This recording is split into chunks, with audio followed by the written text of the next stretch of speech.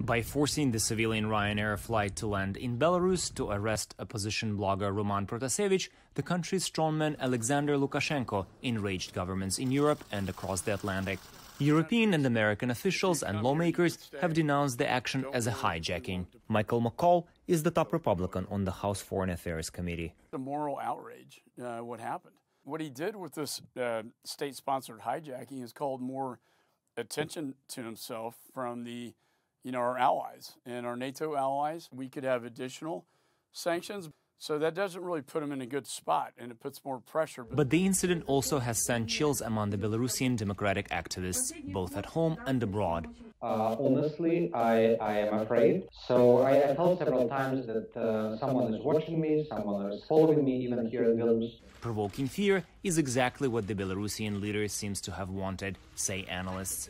I think intimidation, fear that they too could wind up in the same position as Protasevich. To punish Lukashenko, Europe has severed its air connections with Belarus, and the United States said it will reimpose full blocking economic measures on 9 Belarusian state-owned enterprises, as well as sanction key members of the Belarusian regime.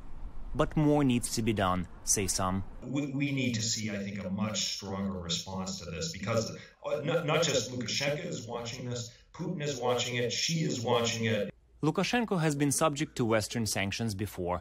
What is needed now, according to democratic activists, is to strike at the country's most profitable industries. There are 3 sectors which support the regime, which enable the regime: petrochemicals, wood and steel. Lukashenko's closest ally, Russia's Vladimir Putin, was quick to offer financial support to Belarus while accusing the West of hypocrisy.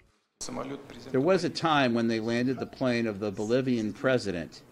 They escorted the president out of the plane, and nothing, just silence. U.S. lawmakers have little doubt Putin had a hand in the Ryanair incident. It just raises some serious foreign policy concerns that I hope President Biden will raise with Putin when he meets with him. The bilateral meeting between Biden and Putin will take place in Geneva on June 16th. Igor Tikhanenko, VOA News, Washington.